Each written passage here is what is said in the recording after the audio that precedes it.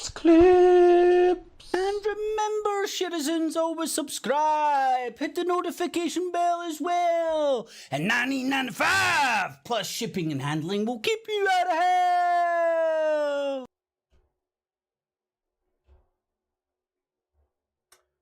Oh, alrighty, Booby Tubes and Tickety Talks. This is just a wee tester. The idea is very, very simple, and I think what I may or may not try and do regularly is Prime Minister's questions in this format. I think it would be kind of funny. So, let's get to the news. Cartoon style. Hold on, I just need to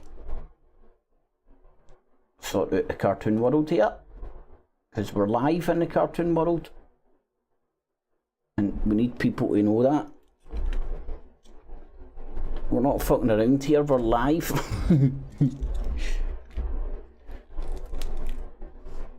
It does look like I'm fucking about a wee bit, doesn't it? Or a big bit.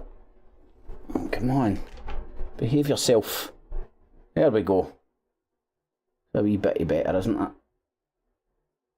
Oh, there we go. Perfectamundo. Okay, that's BBC Parliament. Let's see what the news has to say. Oh, there we go.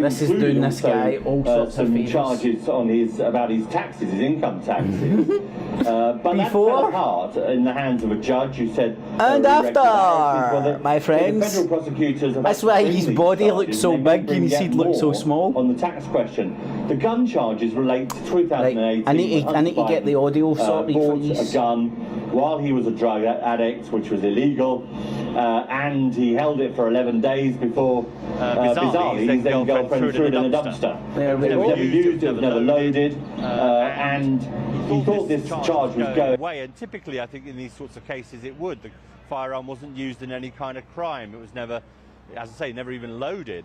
But Hunter Biden is the son of the president, and that's why this case, I suppose, has escalated to some degree. It's being run by a special counsel, which is a Department of Justice prosecutor, effectively.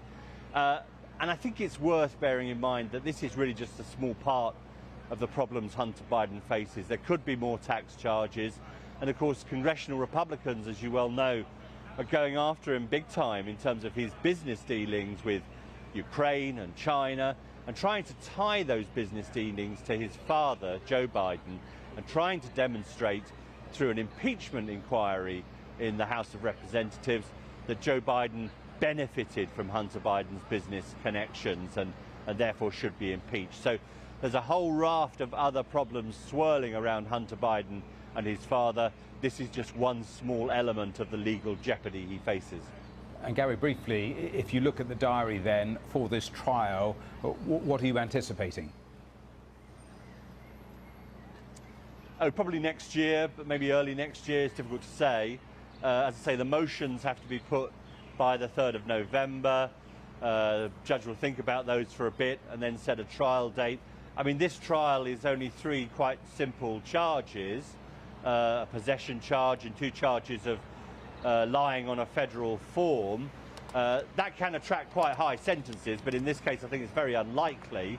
But even so, you know, you're looking probably a week or two. Fuck, the presenter looks like one of the fucking chipmunks. Alvin Simon, BBC presenter. Thanks very much for that. Thank you.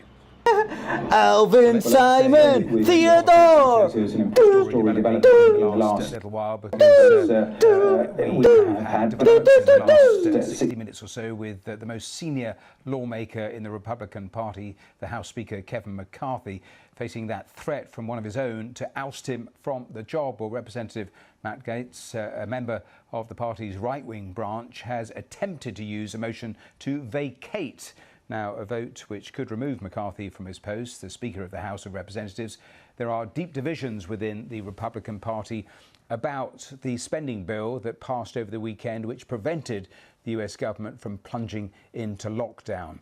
Well, the vote concerning the Speaker could come as early as today. Certainly some of those pointers coming to us from Washington in the last little while. So we'll keep across that, and any vote, obviously, we'll bring that to you on BBC News.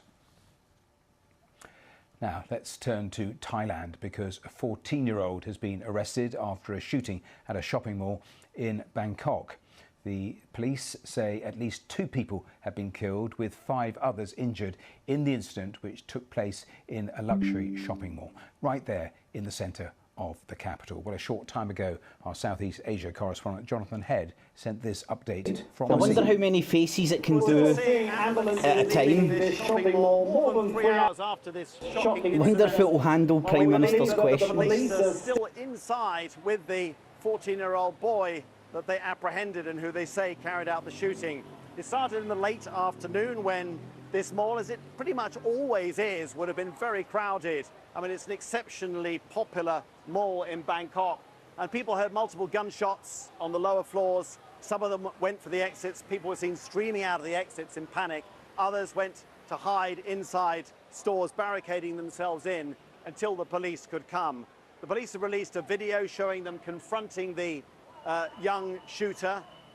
He went down on his knees. He was carrying a handgun and then surrendered quite quickly to them. And they are now trying to ascertain what his motives could possibly be for carrying out such an attack. I mean, Siam Paragon, sometimes cited as the most visited spot in Asia. It pops up on people's social media feeds. It's visited by most tourists who come to this city. So it's a very high-profile location.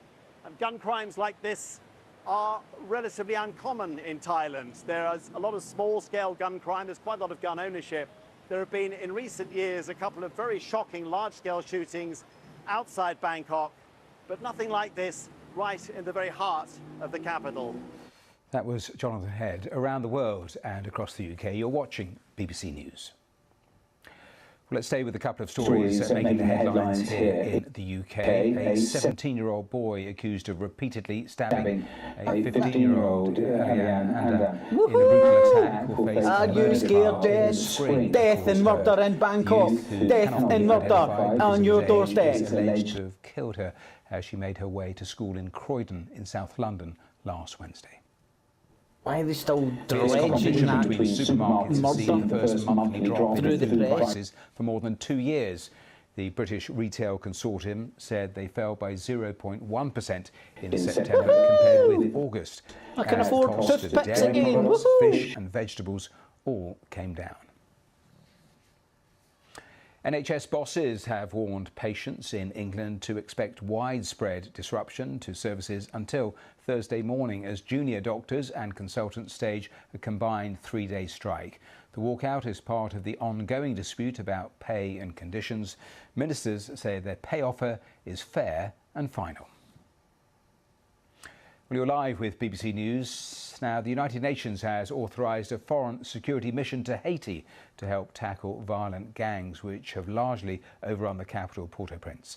The Haitian Prime Minister has repeatedly requested international help to tackle the groups over the past year, but the decision was delayed due to a struggle to actually find a country to lead it. Well, the mission will be headed by Kenya, who've pledged 1,000 police to the operation. Don't say beheading. This was Haiti's foreign minister after that resolution passed. Je tiens au nom du gouvernement et du peuple haïtien. On behalf of the government and people of Haiti, I would like to thank all of those who, through their voices, their efforts, their support and the contributions of all sorts, have finally made today's decision possible. More than just a simple vote, this is, in fact, an expression of solidarity with a population in distress.